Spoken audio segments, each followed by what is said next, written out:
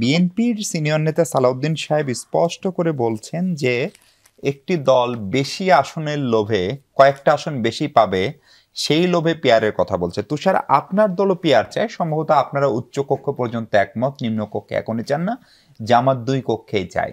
ফলে এই কথাটা আমি জানি না উনি জামাত ইসলামকে মিন করেই হয়তো বলেছেন, কিন্তু আপনারাও যে পিয়ার চান সেটা কি মূলত বেশি আসন পাওয়ার লোভে, কোট আন কোট? না, বেশি আসনটা তো আসন বেশি কম এটা ম্যাটার করছে কোথায়? লোয়ার হাউসে।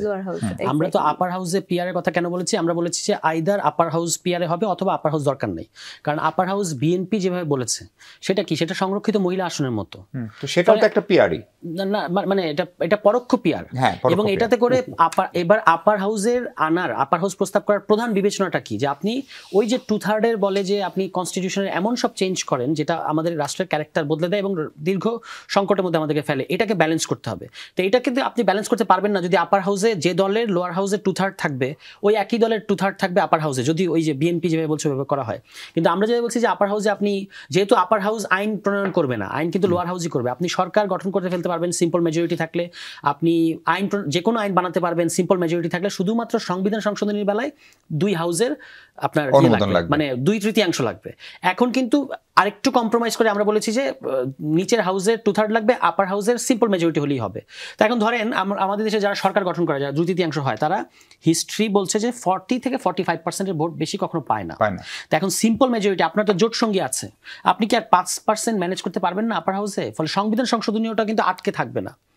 প্লাস গণভোটের কথা এসছে যে যদি মেজর কোনো বেসিক স্ট্রাকচার পরিবর্তন, বেসিক স্ট্রাকচারকে ডিফাইন করে দেওয়া হয়েছে যে এইগুলোকে আমরা যেমন তত্ত্বাবধায়ক বাতিল করতে পারবেন না। তাহলে লাভটা কি হলো? তাহলে তো যে দল সংখ্যাগরিষ্ঠ সে যায় তাই হচ্ছে, যদি আমার হচ্ছে, কিন্তু তবু কিছু চেক এন্ড ব্যালেন্স আছে, কারণ আপনি কয়েকটা জিনিস চেকলিস্ট দিয়ে বলেছেন যে এগুলো হলো আমার বেসিক স্ট্রাকচার, এগুলো পরিবর্তন করতে গেলে গণভোট লাগবে এক। দ্বিতীয়ত হচ্ছে যে একটা বহুদলীয় স্পেস তৈরি হচ্ছে, মানে অন্তত আপার হাউসে, এবং সেখানে ধরেন যদি 15% ভোট পেয়েছে কোনো একটা দল, তার 15 জন সংসদ সদস্য থাকবে, আপার হাউস মেম্বার থাকবে, তারা কিন্তু যে কোনো আইন নিয়ে সিভিয়ার সমালোচনা করতে পারবে। এটা ইমিডিয়েট আইন প্রণয়নকে বাধাগ্রস্ত করবে না, কিন্তু একটা চাপ তৈরি করবে যখন এটা আলোচনা আসছে যে এই আইনের পেছনে এই সমস্যা আছে। ফলে এইটা একটা ভালো প্র্যাকটিস। কিন্তু যদি আপনি ওই যেভাবে বিএনপি বলছে যে আসনের ভিত্তিতে দেন, তাহলে কিন্তু যারা বঞ্চিত লাঞ্ছিত তারাই ওখানে গিয়ে জায়গা পাবে, এবং সেখানে ওই গান বাজনাই হবে। তো মমতাজ যেভাবে গান বাজনা করেছে ওইরকম হবে, ওটা আমাদের দরকার নেই। হয় আপনি ভাই এক হাউসই রাখেন, আদারওয়াইজ আপনি আপার হাউস করেন। সারা দুনিয়া যেখানে যেখানে আপার হাউস আছে সেখানে কিন্তু ওই দেশগুলো প্রাদেশিক হয়ে থাকে, আমরা কিন্তু আমরা ইউনিটারি একটা দেশ। এই কারণে আমাদের মূল বিবেচনা হচ্ছে যে ওই সাংবিধানিক স্বৈরতন্ত্র কিংবা একচেটিয়া তন্ত্র এগুলোকে আমরা একটু চেক এন্ড ব্যালেন্সে আনতে চাই, এই কারণে বলা। ফলে আমরা মনে করি যে আপার হাউস হলে পিয়ারে হতে হবে। এখন দেখেন জামায়াত ইসলামের যেখানে আমরা বিরোধিতা করি সেটা হচ্ছে যে ওনারা হোল পার্লামেন্ট পিয়ার চায়।